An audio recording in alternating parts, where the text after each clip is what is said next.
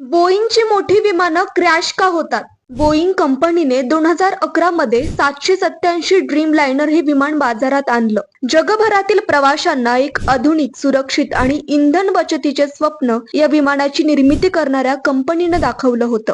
हे विमान कमी वजनाचे कार्बन कॉम्पोजिट पासून बनलेलं असून दीर्घ पल्ल्याच्या प्रवासासाठी उपयुक्त आहे. अनेक देशांमध्ये ड्रीम लायनर हे विमान यशस्वीरित्या उड्डाण घेत होतं. पण गेल्या काही वर्षात ड्रीम लायनर या विमान मालिकेवर प्रश्नचिन्ह निर्माण झाले आहे. 12 जून 2025 रोजी अहमदाबाद येथे घडलेली हृदयद्रावक दुर्घटना या प्रश्नचिन्हाची व्याप्ती अधिक वाढवते. एकेकाळी बोईंग 787 ड्रीम लायनर ही विमानं आधुनिक हवाई प्रवासाचं भविष्य मानली जात होती. इंधन कार्यक्षमता, प्रवाशांसाठी जास्त आरामदायक डिझाईन आणि तंत्रज्ञानाच्या सर्वोच्च सीमा गाठणाऱ्या प्रणालीमुळे जगभरातील विमान कंपन्यांनी ही विमाने मोठ्या प्रमाणात खरेदी केली. मात्र आता आधुनिकतेच्या आड लपलेलं सुरक्षेचं संकट आता भीषण वास्तव बनून समोर येत आहे.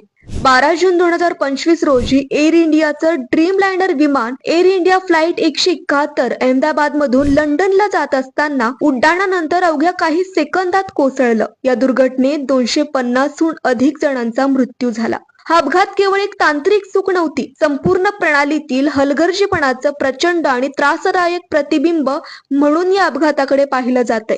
एअर इंडिया फ्लाईट 171 हे एअर इंडियाचं बोईंग 787 ड्रीम लायनर विमान अहमदाबादच्या सरदार वल्लभभाई पटेल विमानतळावरून लंडनसाठी निघालं होतं.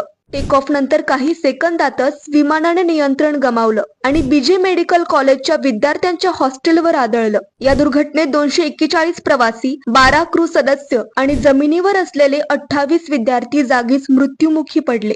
ही ड्रीम लायनर विमानाची पहिली गंभीर घटना नाहीये. मागील काही वर्षात अनेक वेळा या विमानांच्या सुरक्षितेबाबत गंभीर प्रश्न उपस्थित झाले आहेत. 21 मार्च 2022 रोजी अशीच घटना घडली होती. चायना ईस्टर्न बोईंग 737 ते 800 विमान हवेत कोसळले. विमानातील सर्व 132 जणांचा मृत्यू झाला. तपासात नियंत्रण पृष्ठभागावर बिघाड झाल्याचे उघड झाले. त्यानंतर चीनने 737 विमानांचे उड्डाण थांबवले. बोईंगने पायलटच्या चुकीला जबाबदार धरले, तथापि चीनने कधीही त्यांच्यावर विश्वास ठेवला नाही.